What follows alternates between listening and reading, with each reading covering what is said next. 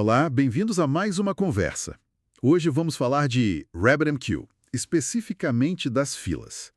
Porque, né, nem toda fila no RabbitMQ é igual. Exato. E escolher o tipo errado pode dar uma dor de cabeça. Perda de mensagens, performance ruim. Pois é, a ideia hoje é mergulhar nas diferenças fundamentais entre os três tipos principais: clássica, quorum e stream. Temos bastante material aqui detalhando a evolução delas. Sim, vamos estilar os prós, os contras e, quando usar cada uma para ajudar a clarear essa decisão. Ótimo. Então vamos começar pelas pioneiras, as clássicas, as que todo mundo que começa com RabbitMQ conhece primeiro. Isso. As clássicas são a base, suportam aqueles padrões bem comuns, né? Or queues para processamento em background, PubSub com exchanges para entregar para vários consumidores. E até aquele request reply simulado. Exato. E elas tinham aqueles dois modos de operação, lembra? Lembro sim. Ou persistente em disco, que era mais seguro, mas o I/O era lento, né? Impactava a performance. Uhum. Ou então em memória, que era super rápido, alto throughput, mas aí, se o nó caísse ou reiniciasse, as mensagens podiam ir embora. Exatamente. E a grande limitação, o calcanhar de Aquiles mesmo, era a falta de uma replicação nativa que fosse realmente eficiente. Ah, sim. Mesmo num cluster, a fila ficava meio que presa a um nó só, né? Isso, virava um gargalo e um ponto único de falha. Escalar horizontalmente era bem complicado. E foi para tentar resolver isso, essa questão do nó único, que surgiram as clássicas espelhadas, as mirrored queues, lá para 2011, por aí. Foi uma tentativa, sim. Elas adicionaram replicação, aumentaram a disponibilidade, foram relevantes até a versão 3.7.x. Mas elas não eram perfeitas, né? Ouvi dizer que tinham problemas sérios, principalmente com muita carga. Tinham, sim. A sincronização entre os nós era ineficiente e podia bloquear tudo. Manter a consistência era difícil e elas consumiam muito disco, ficavam reindexando o tempo todo. Nossa, complicado. Muito. Tanto que elas ficaram obsoletas na versão 3.8, foram depreciadas na 3.9 e removidas na 4.0. Entendi. A recomendação oficial passou a ser: esqueçam as mirrored, usem quorum. Exatamente. As Quorum Queues chegaram na versão 3.8 em 2019 justamente como sucessoras das Mirrored. E qual foi a grande sacada delas? O que elas trouxeram de novo? O foco total das Quorum é alta confiabilidade, consistência e durabilidade. Para isso, elas usam um algoritmo de consenso Raft. Ah, o Raft, que garante que uma operação, tipo publicar ou consumir uma mensagem, só é válida depois que a maioria dos nós, o quórum, confirma. Certo. Perfeito. Isso evita aquelas inconsistências que aconteciam com as filas espelhadas. E o armazenamento também é mais inteligente. Eles usam write-ahead log, UAL, tipo banco de dados. Isso mesmo.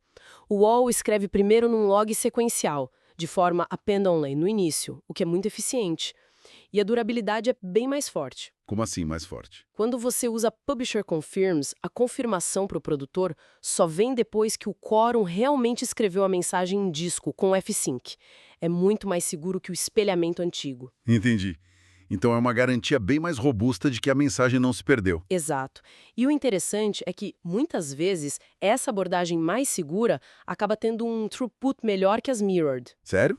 Mesmo com o F-Sync? Sim, porque elimina aqueles gargalos de sincronização e o I/O é mais eficiente com o OAL. Então, Quorum é a escolha quando não dá para perder mensagem de jeito nenhum e a consistência é chave. Faz todo sentido. Mas a evolução não parou por aí, né?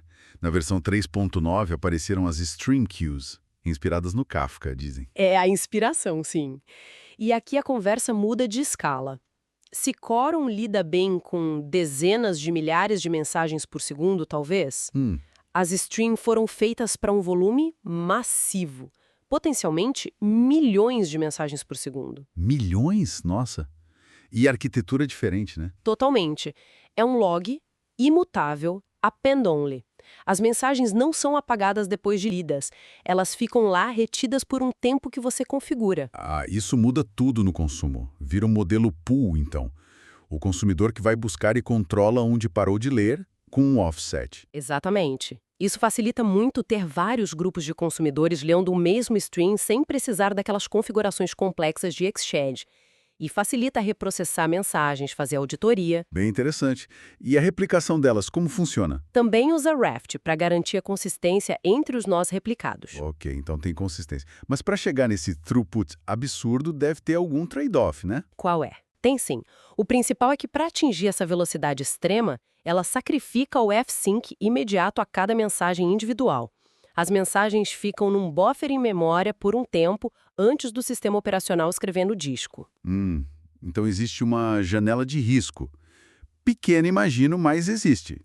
Se o nó cair antes do SO fazer o F-Sync, Aquelas mensagens no buffer podem ser perdidas. É um risco mínimo, inerente ao design focado em performance extrema. entendi. Então, quando usar stream? Quando esse throughput massivo é a prioridade número 1. Isso. Ou quando a retenção e o replay de mensagens são requisitos importantes. Ou até quando o roteamento complexo das filas normais vira um gargalo e o consumo não dá conta de esvaziar a fila. Certo. Então, para tentar amarrar tudo. Vamos lá.